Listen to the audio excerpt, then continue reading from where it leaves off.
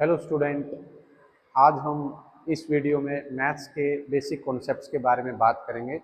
और इस चैनल के ऊपर आप लोगों को जैसे शुरू में बताया था, फिर से बताया जा रहा है, मैथ्स हो, साइंस हो, फिजिक्स, केमिस्ट्री, बायो, इंग्लिश वगैरह, ग्रामर वगैरह, तो सारे ही सब्जेक्ट की कंप्लीट नॉलेज मिलेगी।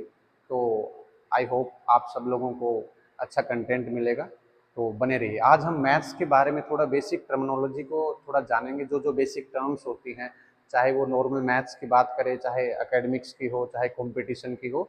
तो मैथ्स जहाँ जहाँ यूज होता है, कुछ बेसिक टर्म्स होती हैं जहाँ पर बच्चा कंफ्यूज होता है, तो मैं कोशिश करूँगा उन चीज़ों को रिजोल्व करने के लिए। तो मैथ्स को थोड़ा सा देखो, जैसे इस यूट्यूब का नाम, चैनल का नाम हमने रखा है दीप करेवाल। तो इसके अंदर सारी की सारी वो चीज़ आएंगी जो एक स्टूडेंट की 12th क्लास तक का लेवल हो, चाहे हायर एजुकेशन का हो, जहाँ पर उसके कॉन्सेप्ट्स को क्लियर करा जाए, जहाँ जहाँ उसको प्रॉब्लम हो। तो आज मैंने इस वीडियो का जैसे थंबनेल भी आप लोगों ने देख लिया होगा, ABCD ऑफ मैथमेटिक्स या ABCD ऑफ गणित। तो इसके हिसाब से हम मैथ्स की ABCD को आज जानेंगे। चलिए, सबसे पहले हम बात करते हैं होल नंबर की। होल नंबर, होल नंबर क्या होता है? होल नंबर वो नंबर होते हैं जो 0, 1, 2 अप टू इन्फिनिटी, और we can say that the numbers which start from 0 and goes up to infinity, उनको होल नंबर कहते हैं। दूसरा हम पढ़ेंगे नेचुरल नंबर। तो नेचुरल नंबर क्या होता है? Those number which start from 1 and goes up to infinity. देखो, ये जो बेसिक टर्म्स आज मैं करा रहा हूँ, तो इनको ऐसे हल्के मत लेना कि सर ये तो थर्ड फोर्थ फिफ्थ क्लास में हम करते हैं। अभी देखना, थोड़ी थोड़ी कुछ कुछ चीज़ें ऐसी अपग्रेड वर्जन में मिलेंगी, जिसमें आपको कॉन्फिडेंस भी आएगा कि हाँ, ये चीज़ें तो हमें सीखनी थी। ठीक है। तीसरा है जैसे इवन नंबर। इवन नंबर सब बच्चों को पता है क्या होता है। इवन नंबर को मैं थोड़ा सा एलोबरेट करता हूँ। इवन नंबर क्या होता है? इवन नंबर वो नंबर होता है विच, देखो एक डेफिनेशन आज बता रहा हूँ, हमेशा याद रखना, which can be divided divided into two equal parts. देखो डेफिनेशन को थोड़ा सा, टू पार्ट्स नेचुरल नंबर के सेंस में, थोड़ा सा इस बात को देखना, बहुत काम की बात है। इसका मतलब क्या है? एक ऐसा नंबर, हम ये नहीं देखेंगे जो बचपन में हमें सिखाया जाता है, वो नंबर जिसके लास्ट में 0, 2, 4, 6, 8 कुछ ऐसा आता है, उसको इवन नंबर कहते हैं। ये जो बात है, ये इवन नंबर को पहचानने की बात है। लाइक हम उसको आइडेंटिफाई कैसे करेंगे? हमें आइडेंटिफाई तो बाद में करेंगे, पहले हमें पता तो हो इवन नंबर क्या होता है। अब यहाँ हमने क्या देखा, देखो जैसे क्या बोला, 4, 6, 8, 9, 3, 5, 4, 9, 3, 4, 0, 2, जैसे कोई ऐसा नंबर लिखा। अब मैं पूछता हूँ कि ये नंबर इवन है कि ओड है, तो मैंने आपको आइडेंटिफाई करने के लिए बोला है इवन है कि ओड है। तब आपने लास्ट डिजिट को देखा और आपने बोला इवन नंबर है। लेकिन इवन होता क्या है? Which can be divided into two equal parts, जिसको हम दो इक्वल पार्ट्स में डिवाइड कर सकते हैं, उसको इवन नंबर कहते हैं। और वो भी नेचुरली, इसका मतलब कंप्लीटली। ऐसे डिवाइड करने को तो 15 को भी 2 से डिवाइड कर सकते हैं, 15 को 2 से डिवाइड करेंगे कितना आएगा? 7.5। तो लेकिन ये पूरा का पूरा नेचुरल नंबर की सेंस में नहीं आया है, इसलिए मैं बोलूँगा कि 15 इवन नंबर नहीं है। ऐसे ही आएगा ओड नंबर। ओड नंबर इसका बिल्कुल ऑपोजिट हो जाएगा। ओड नंबर क्या होगा? The number which can not be divided into two equal parts, जो दो इक्वल पार्ट्स में नहीं होता। जैसे मान लो, जैसे 15 का एग्जाम्पल लेते, 15 नहीं हो रहा यहाँ पर, तो इसका मतलब क्या हो जाएगा? Odd number. अगर जैसे 16 होता, 16 दो इक्वल पार्ट्स में हो रहा है, 8 इधर 8 इधर, इसका मतलब ये किस में आ जाएगा? इवन नंबर में। ठीक है, ये बात समझ में आई होगी। चलो एक अगली बात करते हैं, प्राइम नंबर की। प्राइम नंबर सब लोगों ने सुना होगा। प्राइम नंबर क्या होता है? प्राइम नंबर वो नंबर होता है जिसके सिर्फ दो ही फैक्टर होते हैं। देखो, दो फैक्टर, दो फैक्टर होते हैं प्राइम नंबर के। अब कोई पूछ ले फैक्टर क्या होता है? फैक्टर एक ऐसा नंबर होता है जो गिवन नंबर को कंप्लीटली डिवाइड कर दे। जैसे मान लो 12 है, तो 12 को कौन कौन डिवाइड कर सकता है? 12 को एक भी कर सकता है, दो भी, तीन भी, चार भी, 6 भी, 12 भी। इसका मतलब ये सारे नंबर 12 को डिवाइड कर सकते हैं। These numbers can divide 12 completely. It means these numbers are the factor of 12। ठीक है, तो जिसके दो ही फैक्टर होते हैं उसको क्या बोलते हैं? Prime numbers. ठीक है, तो प्राइम नंबर के दो फैक्टर कौन कौन से हो जाएंगे? एक तो 1 हो जाएगा और एक नंबर इटसेल्फ हो जाएगा। मतलब वो जो नंबर खुद है वो अपने आप से तो हर कोई डिवाइड करता है और एक से तो कोई करता ही है, इसका मतलब और किसी से डिवाइड नहीं होगा। जैसे सबसे छोटा prime number, smallest prime number, सबसे छोटा प्राइम नंबर क्या होता है? 2। ठीक है, उसके बाद अगली टर्म है कॉम्पोजिट नंबर। कॉम्पोजिट नंबर क्या होता है? जिसके दो से ज्यादा फैक्टर होते हैं, मतलब the number which have more than 2 factor. जिसके दो से ज्यादा फैक्टर हो जाएंगे उसको क्या बोलेंगे? कंपोजिट नंबर बोलेंगे। तो जो सबसे छोटा कंपोजिट नंबर होता है, देखो कभी कभी क्या होता है, जैसे कोई आजकल देखो इतना हाई लेवल के एग्जाम्स आने लगे हैं, लेकिन कभी कोई छोटा एग्जाम हो, लाइक कोई 12th बेस का, 10th बेस का, उससे पूछ लिया जाता है स्मॉलेस्ट कंपोजिट नंबर क्या होता है ना। और जो बच्चे एकेडमिक्स की तैयारी कर रहे हैं, 9, 10th, 6, 7, 8 जो भी है, उनको भी कई बार क्वेश्चंस आते हैं ऐसे लैंग्वेज में, find the cube of smallest composite number. तो अपने को कंपोजिट नंबर ही नहीं पता तो क्यूब कैसे निकालेंगे? तो वहां पर ये हेल्प करता है। तो टर्म्स भी पता होने चाहिए और मतलब भी पता होना चाहिए। एक इससे सिमिलर चीज निकल के आती है को प्राइम नंबर। को प्राइम नंबर शायद सुना होगा आप लोगों ने, लेकिन मैं बता देता हूँ। को प्राइम नंबर, को प्राइम नंबर जैसे प्राइम और को, मतलब कुछ ऐसा रिलेशन जो प्राइम जैसा दिखे। को प्राइम नंबर वो नंबर होता है जिन नंबर्स का, या मतलब सिंपल लैंग्वेज में बोलो कि ये पेयर होता है। देखो एक को और एक प्राइम, मतलब दो चीजों का पेयर होता है या दो नंबर्स का पेयर होता है, जहां पर हम ये कह सकते हैं दोनों नंबर्स में कॉमन कुछ नहीं है। कॉमन कुछ नहीं है, इसका मतलब कॉमन क्या होगा? 1 होगा। इसको अपने मैथमेटिकल टर्म्स से बोल सकता हूँ, वो नंबर जिनका HCF 1 होता है। जैसे कोई एग्जांपल लेते हैं, 12 और मान लो 17 ले लिया, 12 और 17, तो 12 के फैक्टर क्या हो जाएंगे? 1, 2, 3, 4, 6, 12, और 17 का 1 और 17, तो कॉमन क्या है? सिर्फ 1 है। देखो को प्राइम नंबर्स की काफी कंडीशंस होती हैं, लाइक को प्राइम नंबर, दो कॉन्जुगेटिव नंबर, दो लगातार नंबर हमेशा आपस में क्या होते हैं? को प्राइम। कोई निकाल के देख लो अपना, 6 और 7, 6 और 7 क्या होंगे? कॉमन कुछ भी नहीं मिलेगा। दो प्राइम नंबर्स क्या होते हैं? जिनके कोई फैक्टर ही नहीं होते। तो दो फैक्टर, दो प्राइम नंबर्स होते हैं, मान लो हमने लिया 17 और 23, इनमें कॉमन क्या है? इसके फैक्टर हैं 1 और 17, इसका 1 और 23, तो कॉमन क्या है? फिर से वही है।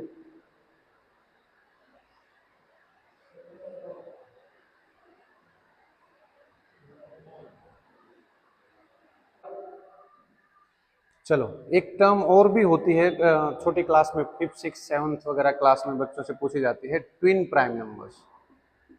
Twin prime numbers, twin prime number क्या होते हैं? दो, ट्विन का मतलब एक तरह से जुड़वा की तरह होता है, तो दो लगातार।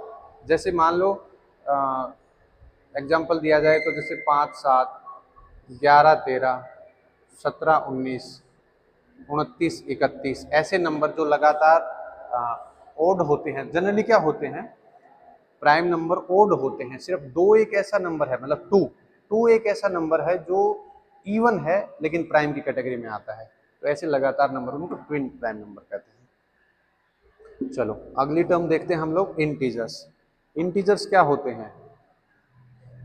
इंटीजर्स, इंटीजर्स, इंटीजर क्या होते हैं? वो नंबर जो नंबर लाइन पे जिसको ड्रॉ कर सकते हैं। नंबर लाइन पे ड्रॉ करने का मतलब क्या है? नंबर लाइन होती है, जीरो होता है, इधर 1, 2, 3, इधर -1, -2, -3, अप टू माइनस इन्फिनिटी, और इधर प्लस इन्फिनिटी। ये सारे के सारे नंबर क्या होते हैं? इंटीजर्स। ये पॉजिटिव इंटीजर्स, ये नेगेटिव इंटीजर। अब देखो एक काम की बात बताता हूँ मैं आप लोगों को। बहुत से लोगों को ऐसा कंफ्यूजन होता है कि लाइक जीरो किस में आता है। कुछ लोग इसको जीरो को इवन बोलते हैं, कुछ लोग ओड बोलते हैं। आप लोग गूगल वगैरह भी करोगे तब भी आपको पता चलेगा कि जीरो को इवन दिखाया है, लेकिन उसके साथ एक्सप्लेनेशन देखना। जीरो इवन होता है? नहीं। जीरो ओड होता है? नहीं, ना तो जीरो इवन होता ना जीरो ओड होता, लेकिन हाँ जीरो किसी के साथ लग जाता है तो उस नंबर को क्या बना देता है? इवन। तो जीरो को मैं कैटेगराइज करूंगा इवन इंटीजर, जीरो को मैं बोलूंगा इवन इंटीजर। ठीक है, जीरो की खोज किसने करी थी सबसे पहले? देखो ये भी काफी इंटरेस्टिंग होता है, बहुत से लोग ऐसे बोलते हैं जीरो की खोज आर्यभट्ट ने करी थी, क्योंकि हमारी नजरों में क्या होता है, इंडिया का सबसे बड़ा मैथमेटिशियन आर्यभट्ट को ही बोला गया है। जीरो की खोज सबसे पहले ब्रह्मगुप्ता ने करी थी। ब्रह्मगुप्ता, ब्रह्मगुप्ता क्या था? एक इंडिया का था, मैथमेटिशियन भी था और एस्ट्रोनॉमर भी था। एस्ट्रोनॉमर मतलब कैलकुलेशन वगैरह करने वाला। एग्जैक्ट साल तो नहीं पता, लेकिन लगभग 628 के आसपास यहाँ पर इसने खोज करी थी जीरो की। तो जीरो की खोज कैसे हुई थी सबसे पहले मैं आपको बताता हूँ। जैसे जनरल सेंस में हम पूछते हैं, मेरे पास मान लो 10 एप्पल थे और किसी ने 10 एप्पल ले लिए, तो मेरे पास क्या बचा? लैंग्वेज में हम बोलते हैं कुछ नहीं बचा। लेकिन मैथ्स में क्या होगा? 10 माइनस 10, कुछ तो लिखना पड़ेगा ना यहाँ पर। तो जीरो को ऐसा लिखा नहीं गया था, जीरो को एक तरह से डॉट लिखा गया था, डॉट। और अगर 10 लिखना है तो 10 की जगह ऐसे। दूसरी बात, इसको जो बोलने बोलने की सेंस में बोला गया था तो वॉइड बोला था। वॉइड का मतलब होता है खाली। जैसे मान लो कैलकुलेशन कर रहे हैं तो 1 2 3 4 5 8 9, तो 9 के बाद जो कोई चीज आती है वो क्या हो जाएगा? खाली हो जाएगा।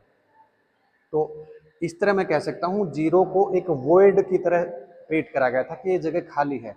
बाद में आर्यभट्ट वगैरह ने इसको आके बताया कि ये जीरो मतलब ऐसे, मैथमेटिकल के सेंस में जीरो ऐसे होती है, सर्कुलर टाइप में। ठीक है, एक रेशनल नंबर टर्म सुना होगा आप लोगों ने। रेशनल नंबर क्या होता है? रेशनल नंबर एक ऐसा नंबर होता है जिसको हम पी बाई क्यू की फॉर्म में लिख सकते हैं। हर बच्चा ये जवाब देता है जिसको पी बाई क्यू की फॉर्म में लिख सकते हैं, इससे ज्यादा कुछ बोलता ही नहीं है। देखो मैं आपको कंडीशंस बताता हूँ। एक ऐसा नंबर जिसको हम पी बाई क्यू, इसको हिंदी में भिन्न बोलते हैं आई थिंक, वैसे इंग्लिश में अपन फ्रैक्शन बोलते हैं, जिसको हम पी बाई क्यू की फॉर्म में लिख सकते हैं। और पी और क्यू क्या होते हैं? इंटीजर्स होते हैं। और q not equal to zero, ये आपको तीनों बात बोलनी है। ठीक है, जैसे 9th क्लास वगैरह में भी देखोगे तो पूछेगा कि क्या एक वन है, वन क्या है? वन नहीं, जीरो है। जीरो क्या है? रेशनल है कि इरेशनल है? तो जी किसी भी नंबर के नीचे कुछ नहीं है। जैसे किसी इंसान के साथ किसी का सपोर्ट नहीं है तो कहते हैं ना ऊपर वाला साथ है, ऐसे ही किसी नंबर के कुछ नहीं है तो उसके नीचे क्या होता है? वन होता है। तो जिसका कोई नहीं उसका वन। जैसे मैंने लिखा 5, तो 5 को 5/1 लिख सकते हैं, इसका मतलब पी बाई क्यू की फॉर्म में होगा, तो ये क्या हो जाएगा? Rational number. एक होता है इरेशनल नंबर। इरेशनल रूट वाले देखे होंगे, रूट 13, रूट 97, कोई भी ऐसी वैल्यू। अब देखो दो कंडीशंस और बता रहा हूँ जो थोड़ी सी हायर लेवल में 10th 11th 12th समथिंग यहाँ आती है। एक नंबर तो जैसे ऐसा होता है 1/3, तो इसका आंसर कितना आएगा? 0.3333। मतलब क्या है? जो नंबर कभी भी टर्मिनेट ना करे, टर्मिनेट करेगा वो तो सीधा रेशनल हो जाएगा। टर्मिनेट मतलब जैसे 1/2 है, 1/2 को क्या लिख सकता हूँ? 0.5, मतलब 5 के आगे कुछ नहीं आएगा, ये टर्मिनेट होगा। और ऐसा नंबर जो चलता जाए, कभी खत्म ना हो। कभी कभी देखा हो तुमने, इसको ऐसा भी लिखा जाता है, इसके ऊपर बार लगा देते हैं। बार का मतलब होता है वो कंटिन्यूअसली सेम नंबर रिपीट हो रहा है। तो रेशनल इरेशनल में ये एक बात निकल के आई कि जो नंबर टर्मिनेट हो रहा है वो तो सीधा रेशनल, जो टर्मिनेट नहीं हो रहा वहां से भी रेशनल इरेशनल बन सकता है। इसको बोलते हैं non terminating. Terminating, non terminating. Non terminating में दो केस बनते हैं, एक तो रिपीटिंग और एक non repeating. Non repeating, recurring, non non recurring ऐसे बोलते हैं। रिपीटिंग जैसे 0.123 ऐसा नंबर रिपीट हो रहा है, इसका मतलब देखो एक फिक्स पैटर्न रिपीट हो रहा है ना, तो ये किस में आ जाएगा? रेशनल नंबर की कैटेगरी के अंदर। और नॉन रिपीटिंग में क्या हो जाएगा? 0.123 तो चलो एक बार आ गया, फिर उसके बाद 4 2 1 2 3 1 9 6, कुछ भी ऐसा नंबर, मतलब कोई फिक्स पैटर्न ऐसा ना हो जो रिपीट हो, उसको क्या बोलेंगे? Irrational number. ठीक है, एक सबसे इंपॉर्टेंट क्वेश्चन और बताता हूँ जो मैंने जनरली बच्चों से बात करी है, डिस्कस करी है, तो वो बच्चे नहीं बता पाते। वो तुम्हें मैं एक टर्म बताता हूँ। हाँ, बीच में ये देख लो, रियल नंबर क्या होते हैं? रेशनल और इरेशनल को मिला के जो नंबर्स बनते हैं, मतलब सारे ही नंबर, वो क्या हो जाएंगे? Real number. एक ये टर्म देखो, आप लोगों को मुझे पता है नहीं पता होगा, परफेक्ट नंबर पता है कि नहीं पता? ये कमेंट करके बताओ, है ना? कमेंट वाला सिस्टम अच्छा है।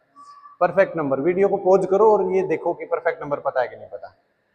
देखो जैसे ही परफेक्ट नंबर की बात आती है तो हर बच्चे के मन में ये आता है कि परफेक्ट स्क्वायर नंबर, जैसे 25 होता है, 16 होता है, ऐसे कोई नंबर, तो वो नहीं है परफेक्ट नंबर। परफेक्ट नंबर क्या होते हैं मैं बताता हूँ। परफेक्ट नंबर की दो टाइप बनती है, टाइप मतलब दो डेफिनेशन बन सकती है।